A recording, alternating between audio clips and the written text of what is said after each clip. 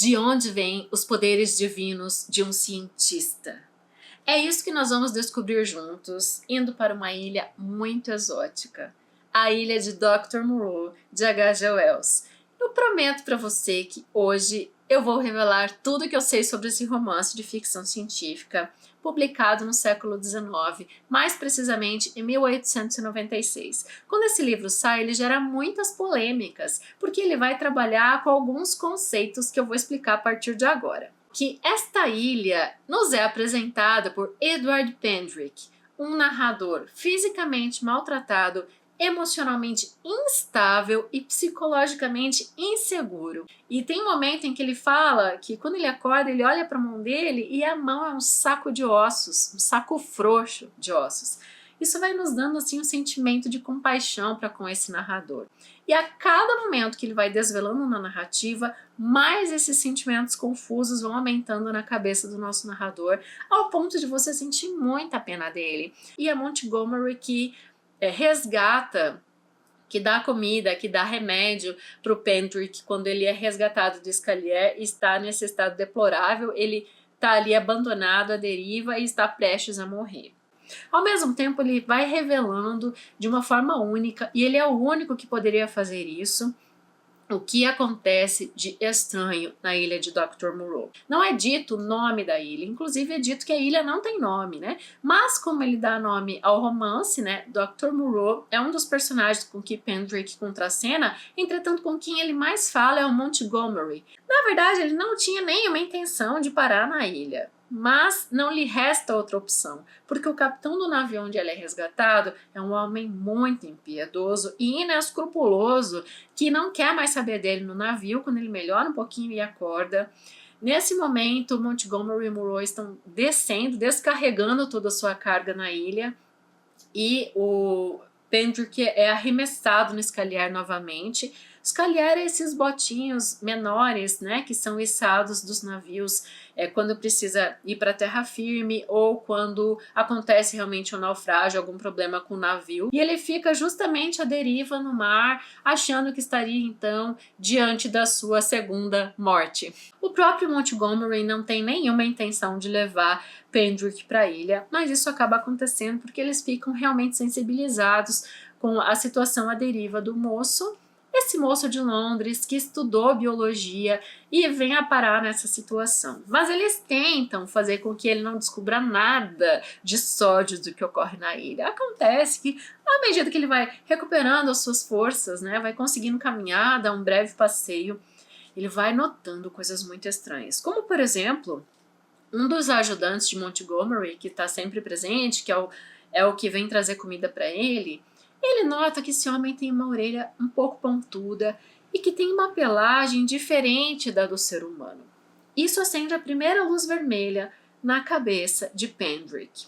Então, quando ele dá esse primeiro passeio, ele vê vultos de criaturas diferentes na floresta, que é como se fosse um homem diferente, que inclusive se manifesta verbalmente de forma diferente. O Moreau tem que revelar a ele o que ele faz na ilha. E aí vai dando aquele comichão em você, leitor. Você vai percebendo tudo que... Quando você começa a ver o que está sendo revelado, você ainda não imagina tudo que está por trás daquilo. E provoca muita emoção em quem está lendo, e isso tem relação direta com a moral e o clima psicológico e emocional ali no final do século XIX. Então, já havia saído várias aventuras de Jules Verne, e a gente tinha essa necessidade assim, de que, através das aventuras em alto mar, as aventuras dos heróis, trazer essa emoção para a vida de quem estava lendo. E mexe com os conceitos de moral e bons costumes da sociedade. E eu vou explicar então como que esse livro causa polêmica, que ele brinca de ser Deus. Moreau então revela a Pendrick que ele faz vivissecção para testar o limite da plasticidade do ser humano. Até que ponto que é possível pegar uma parte de um órgão ou da pele do ser humano e implantar no animal. Ele cria mutantes com o intuito de criar seres humanos a partir dessas transformações por meio da vivissecção. Assim como os artistas plásticos, imagine assim, que trabalha com diversos tipos de materiais, faz sobreposição, recorte, colagem, mistura de elementos e de cores, e implantar nele também leis, as leis de Monroe, onde ele repita até se convencer de que ele é um ser humano, porque é isso que Dr. Monroe tenta fazer. É complexo e é científico, e eu encontrei um dos elementos que faz a gente perceber por que é tão científico. Porque Monroe existiu de verdade. Monroe, que de nome completo é Pierre-Louis Monroe de Maupertuis, viveu de 1698 a 1759, foi cientista, matemático, filósofo, fez muitos estudos de biologia, é considerado precursor da teoria da evolução, e H.G. Wells possivelmente tenha se inspirado neste homem, que também era um homem das ciências, para desenhar o seu impiedoso Dr. Monroe. Teve outros romances da literatura em que trabalharam a oposição a homens e animais. Você vai se lembrar de A Revolução dos Bichos, de George Orwell. E em determinado momento a gente tem a repetição de frases. Todos os animais são iguais, mas uns são mais iguais que os outros. E quer ver quais são as leis de Monroe? Não andar de 4 pés. Essa é a lei. Então, não somos homens? Não beber com a língua. Essa é a lei. Então, não somos homens? Não comer peixe nem carne. Essa é a lei. Então, não somos homens? Não arrancar a casca das árvores. Essa é a lei. Então, não somos homens? Não caçar outros homens. Essa é a lei. Então, não somos homens?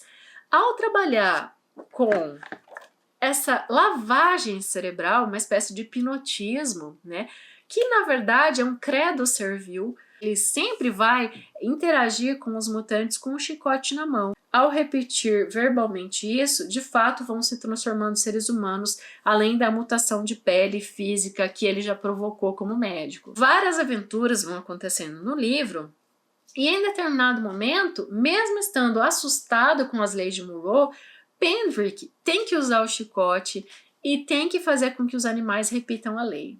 Ele mesmo vai percebendo a descivilização que ocorre com ele.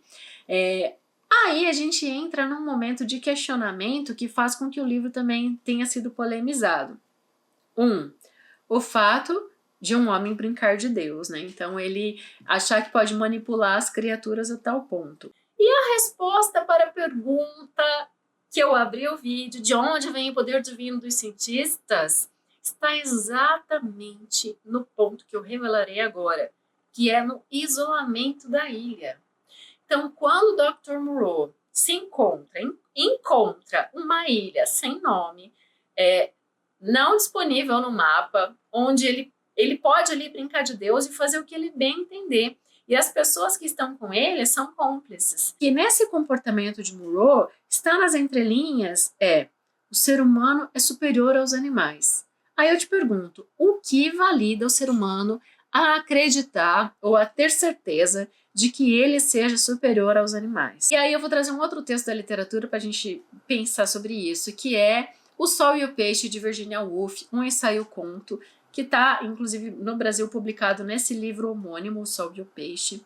Tem um momento desse ensaio que ela fala assim, que os peixes têm uma pele multicolorida, dourada, prateada, de diversas cores, capaz de causar os mais diversos entusiasmos e encantamentos, enquanto o ser humano é de uma cor só, muito simples, muitas vezes desbotado. E aí, né, só por esse argumento a gente mais uma vez pode questionar: será mesmo que o ser humano é tão superior assim aos animais? A gente tem os olhos de lince, não é um ditado popular, né? O lince enxavida muito mais que o ser humano. As próprias abelhas, né, têm um olho super profundo e diferenciado para enxergar todas as cores e mesmo os pólens nas flores. E na minha compreensão, a gente está diante pura e simplesmente de uma diferença de parametrização, de uma diferença de dimensão. E ele tenta então transformar o animal em ser humano. A gente vai tendo vários problemas, né, de convivência. Tanto é que, por que as leis existem? Elas existem para serem desobedecidas.